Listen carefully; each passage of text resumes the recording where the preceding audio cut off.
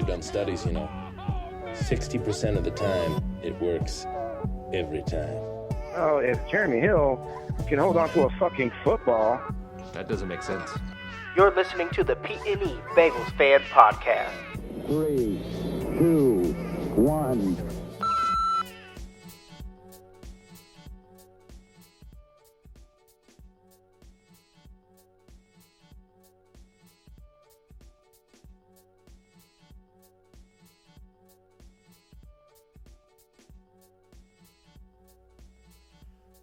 All right, what's up, Pete? All right, what's up, Pete? What is up, E? I'm very excited about the Week 1 win in New York, and I'm looking forward to Steeler Week.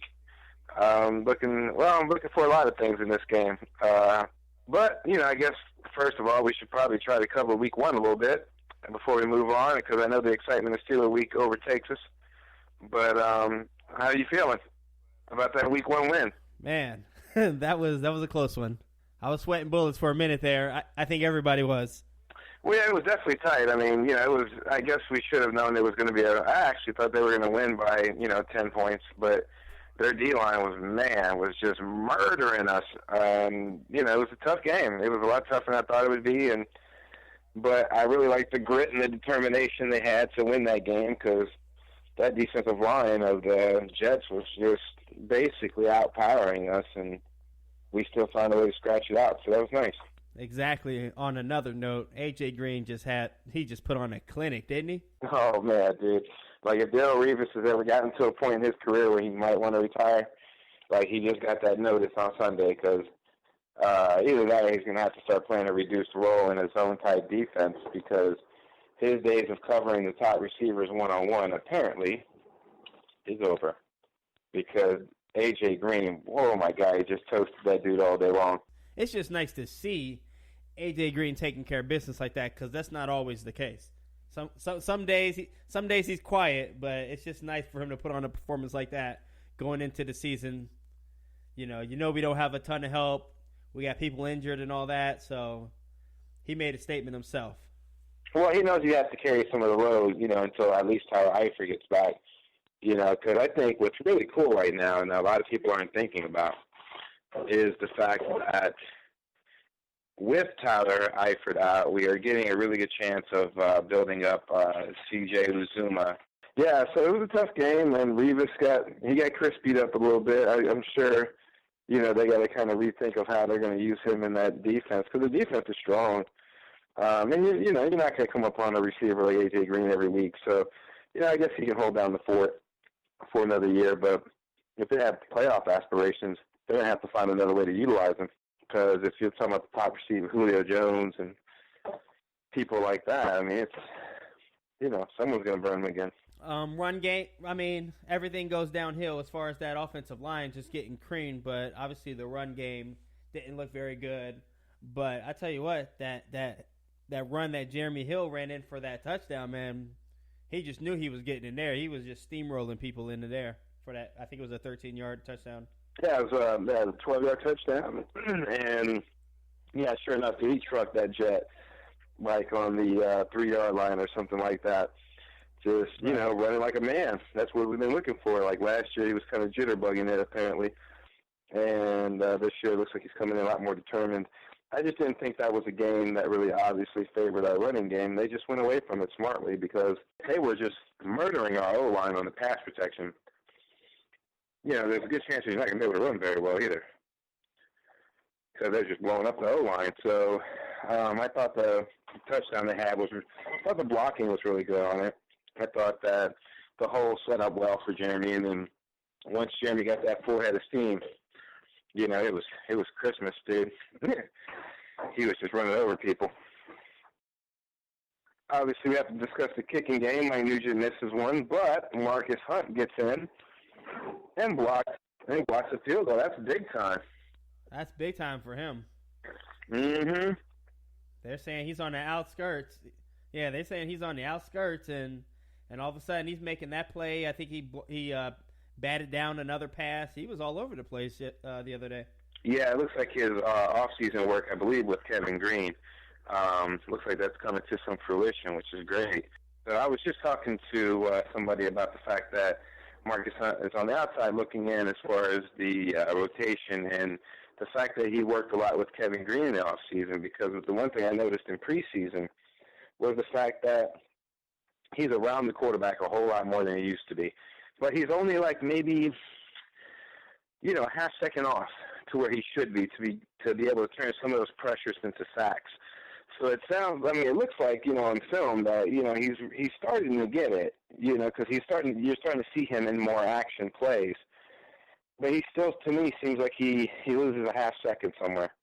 And because of it, some of those pass rushes could be sacks, if he can figure out how to cut that small bit of time off. Oh, and what I was saying earlier about C.J. Uzomah is I really love the fact that, I don't think many people are thinking about this, is the fact that once he's getting a chance right now to really contribute and develop.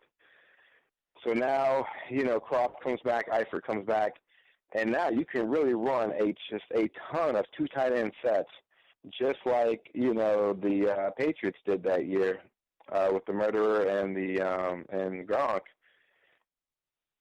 And now that just completely opens the offense. I mean, opens it up for Boyd and LaFell and Green. Obviously opens it up for the running game, because now you have to play back a little bit more. Because they can run a two tight end set, and you can run anything out of that. You can run a pass play out of that, a run play. Whatever. So once they get, so developing C.J. Uzomah is just really key right now. It's going to really pay off for us as we go down the stretch. Right, and I'll tell you one thing. I'm so happy to see that Brandon LaFell was actually taking care of business on Sunday. That's a sight for sore eyes right there, just because we didn't know what was going to happen with our receiving core this year. It's nice that he stepped up into that number 2 role and just went with it. He had like 91 yards. Yeah, I'm really glad you said something about that, because I really wanted to touch on that. And the fact that you're right, Brandon LaFell was a huge question mark. At one point they're talking about he broke his hand and he's going to be done for the season.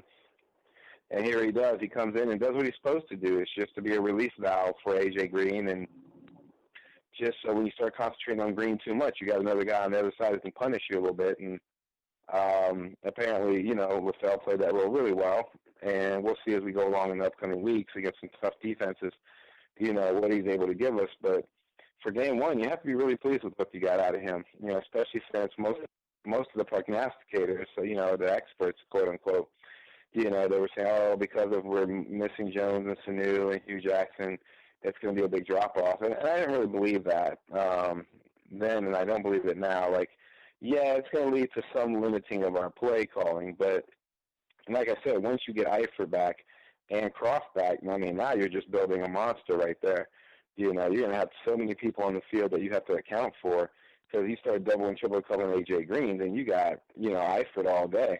And then if you want to shade over on Eifert, then, either C.J. Uzomah or Croft or Boyd or LaFell, somebody's going to be open. And that's not even accounting Jeremy Hill and Gio Bernard out of the backfield. So it's kind of like, come up and do what you do, but, just pick your poison. And so I really feel, I felt good about how Brandon LaFell played. I really did. Yeah, he did a pretty good job.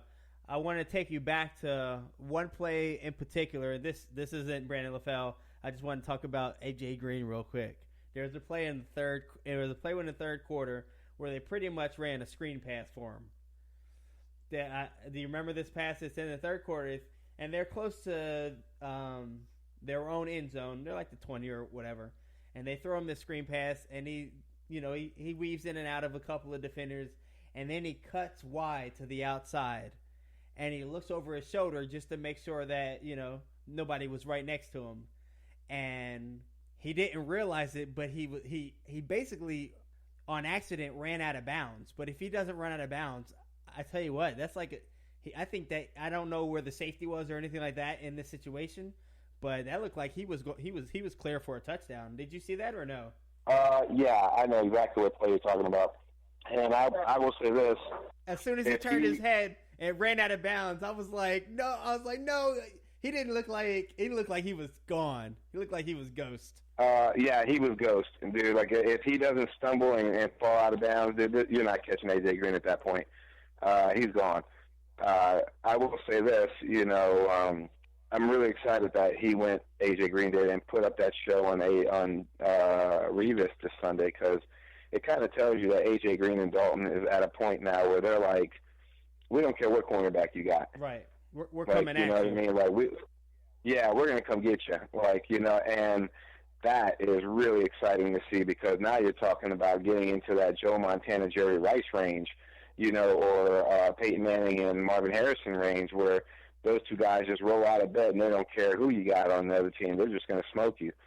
And that's really positive. And I will, if AJ Green continues that, because Pittsburgh has a way of always shadowing our great receivers in a lot of different zone kind of things, schemes, and just kind of shadow people with two or three people while also having responsibilities elsewhere on the field. And that always seems to take away our big receivers, excuse me, including AJ Green, sometimes in some big games. And so I really hope that is the mentality they're carrying into this year. And I hope they go to Pittsburgh, and because obviously all the attention is going to be on Roethlisberger and Antonio Brown, because they're very prolific. And Antonio Brown is like just abusing people right now to just an extreme, ridiculous extent. I don't even want to talk about it. And I know, right? I'm sure you don't. But, I'm sure Dalton and Green want to go into this game and say to themselves, like, we are that way too. Like, because basically sometimes it looks like I don't care who you cover Antonio Brown with. Exactly. He's going to get open. Yeah. Like, he's going to get his touches, and that, easily. And, so I'm wondering if, like I said, if AJ Green and Dalton have reached that point in their careers where they know each other so well, it's just like rolling out of bed and let's just go toss the ball. Because if they have reached that point, then this offense opens up to a completely new dimension, and I mean, you're looking at basically an offensive machine that should be pretty much unstoppable. So, except for some holes on the O-line, our center is garbage, Bodine. And I don't really care what the coaches keep saying about Bodine, because they're always beefing him up when they criticize him in the media. And they're like, oh, Bodine is so good, you just don't know. And I'm looking at Bodine play like, yeah, you're right, I don't know. Because I've seen a lot of centers play the game of football in my life, and I'm pretty sure that is not Pro Bowl caliber. And not that every lineman can be Pro Bowl, but that is like barely starter capable. Like, if we had a really solid, center, man, we'd be in business. But, we'll see how it goes as the season goes on. Well, let's talk about this defense for a minute here, because they were leaky. I'll tell you what, Matt Forte, running is his forte. He was all over the field. No, I mean, Matt Forte is, he is who he's advertised. I was kind of wondering how much he has left, in those legs of his, but it looks like he's got plenty left in the tank, that's for sure. I'm still surprised that the Bears let him go. He was such an intricate, he was such a great part of their offense. Their offense was basically like, it feels like it was built around him. And I understand they want to go younger. They like Jeremy Langford and all that, but man, he's just such a dual threat, as we saw on Sunday, running it and catching it out of the backfield. Yeah, he is, and but I don't blame Chicago. They were at a point where Matt Forte kind of ran his welcome out in Chicago. He was there 8-9 years, and he's great. But then you start to get weary about paying running backs closing in on the age of 30. You're weary about paying them a lot of big dollars. So, especially in a position that you can always find something in the draft that'll carry you over. You don't need to spend $3-4 million a year on a running back if you can go get some new kid that you're paying $800,000, but he's giving you maybe not the same production that a person like Matt Forte can give you. But he's going to get you close enough that it's worth saving the $40 million. I'll tell you what, though, he was giving the Bengals problems, dude. Well, it depends on how you look at that. Maybe that was their plan, because you look at it like this: Brandon Marshall did nothing against us, hurt us none. Eric Decker got the one touchdown catch, but other than that, they held him under control.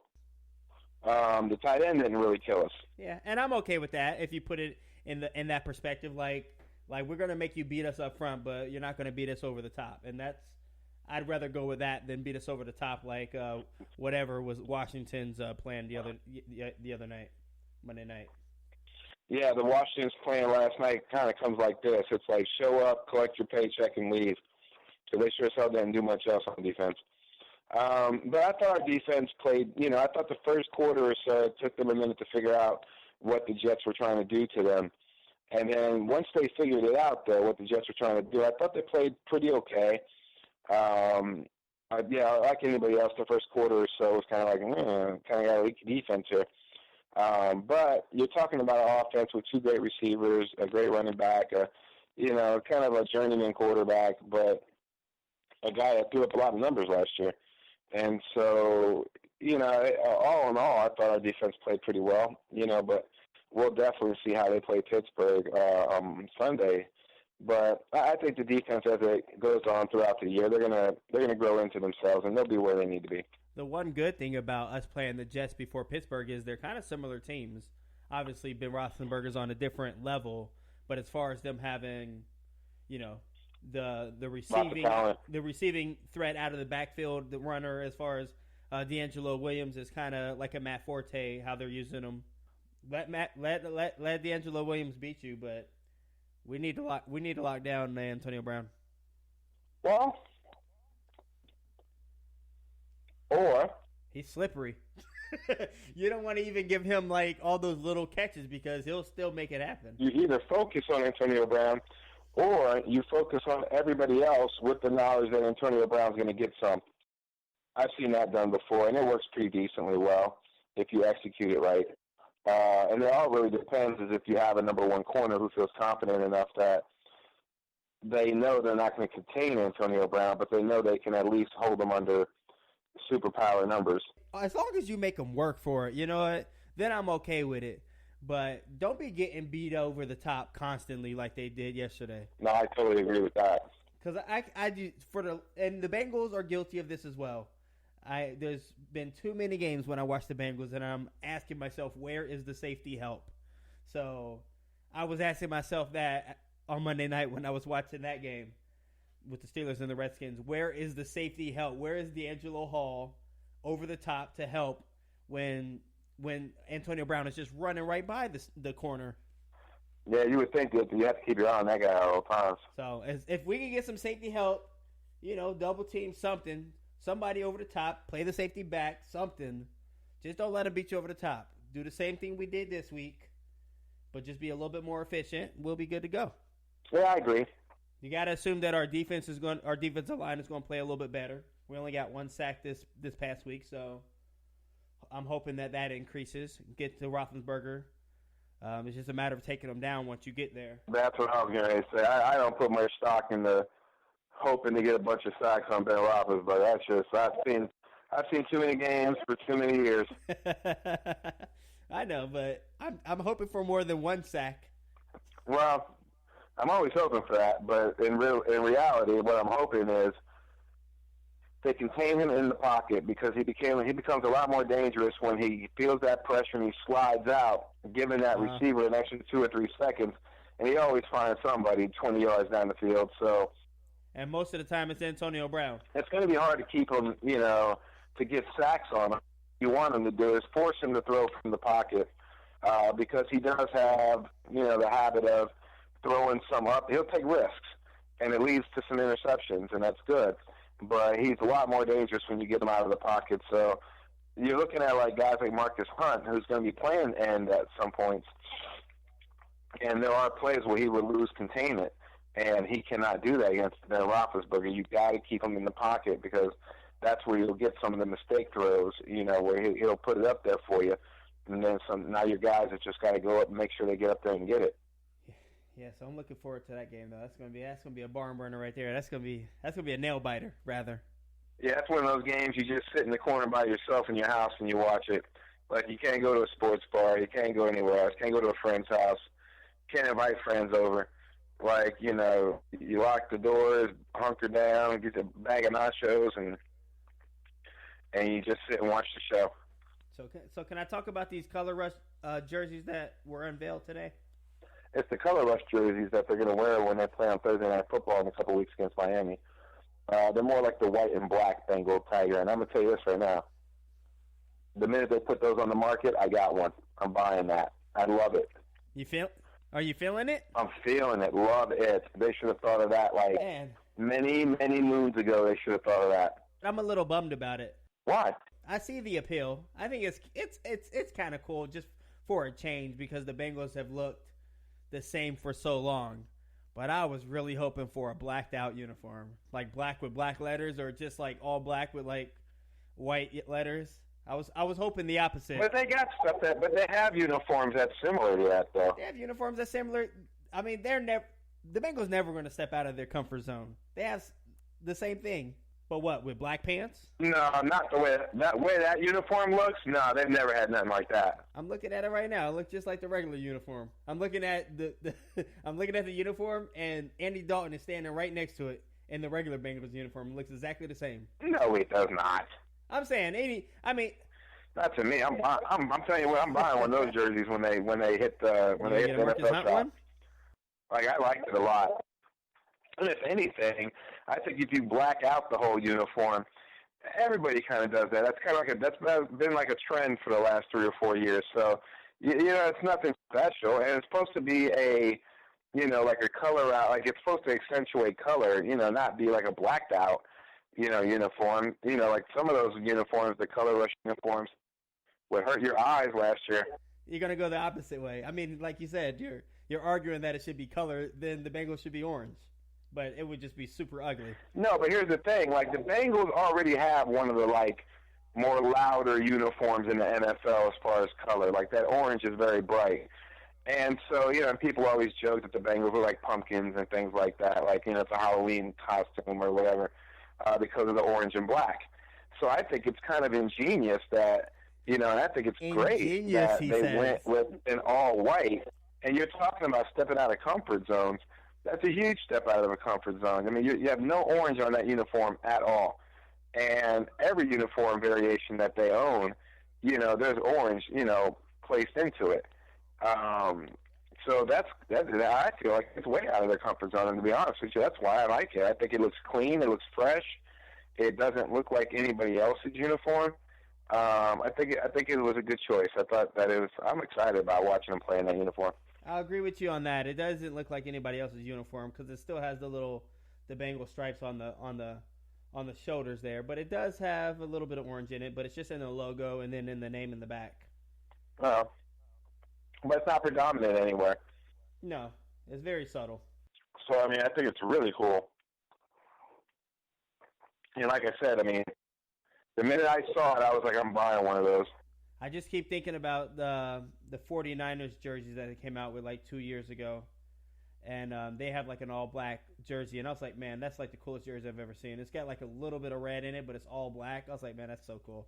Yeah, I'm okay on stuff like that. When it comes to jerseys, I want my color, but... I mean, as long as nobody gets as ugly as those throwback Pittsburgh uniforms that look like bumblebees, then we should be okay. Those uniforms are the worst.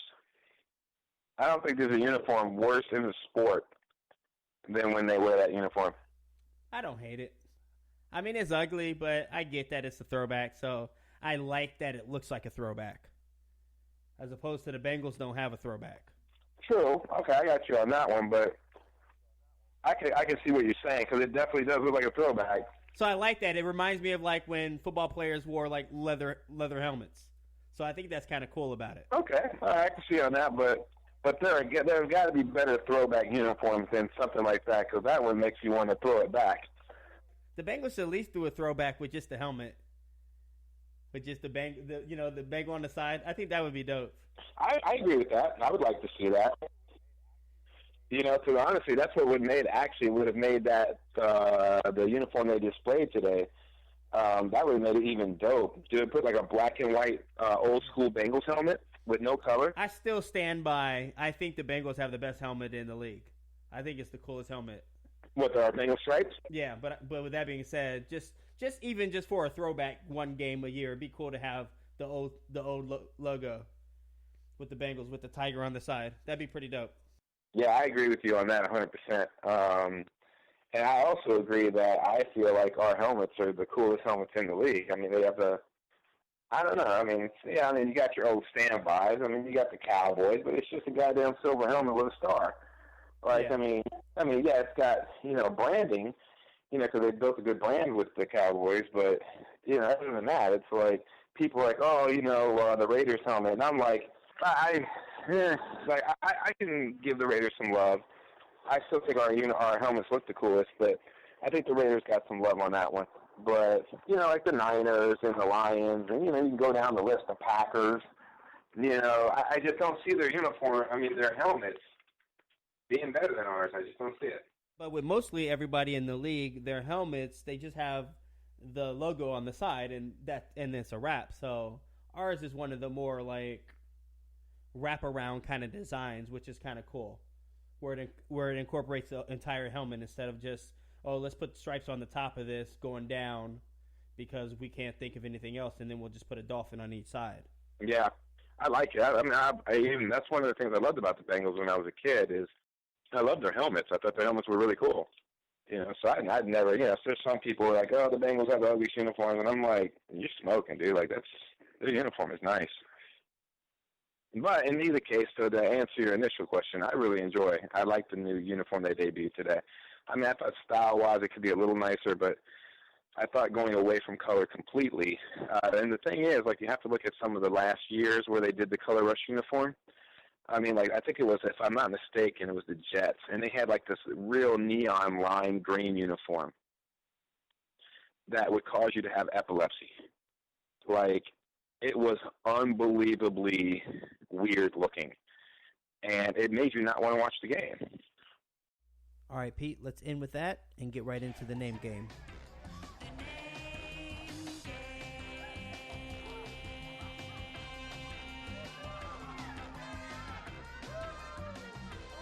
Who won this week? I don't think it was me on the weekly projections. No, it was not you, my friend. We both didn't really, neither one of us would have broke the bank and be called an expert. And that's hard to do anyway before I even say what the record is, because it is week one, for crying out loud, and you really don't know what teams are until about week 3 or 4, when you start to get a good feeling for the season. I was thinking about that. So, at the end of the day, you finished with a 7-9 record. You were 2 games under 500, which gives me a nice lead for the year, because I finished 10-6. Well, you know what that tells you. Don't play football don't guess on football with your heart. With your allegiances? Yeah. I agree with you, because I was thinking about that when you were picking Washington, and you were like, I just want Washington to beat Pittsburgh. And I'm thinking, yeah, I mean, don't get me wrong, I do too. But realistically. But if I was a betting man, I would say that, Pittsburgh was going to beat Washington. And, I was right on that. We both missed that Carolina-Denver game, that opener. To be fair, we didn't really miss it. They missed it. Touché. Because that was just some BS. That and the New England game. But did we both pick New England to win anyway? No, we both picked Arizona. Oh, right. They played Arizona. Yeah. The difference is the games that we picked different. I got both of the Monday night games. Detroit and Indianapolis. Detroit won that game, right? Yeah. In the last seconds? Yep. So I picked that one. You picked Indianapolis. I picked Indy, yeah. But you got me on the Giants-Dallas game because you picked the Giants and I picked Dallas. Yeah. And then on the Cleveland-Philadelphia game, I got that one because you picked Cleveland, I picked Philadelphia. Why in the hell would you pick Cleveland? And then the Oakland and New Orleans game, I got you on that because Oakland came back from behind. You had New Orleans and I had Oakland, so that was the difference in our week. So all in all, a lot of good games this past weekend and a lot of close ones. Yep. A lot of last minute decisions. Yeah, it was a good week overall for sure. I mean, I think you got me on the Minnesota-Tennessee game. I apologize, I didn't see that one. Where you picked Minnesota and I picked Tennessee because I wasn't really that sure where the quarterback situation was going with Minnesota, and so I thought Tennessee, I was trying to believe in the hype that they were going to be a good, solid running team, good defense, and that apparently is not the case.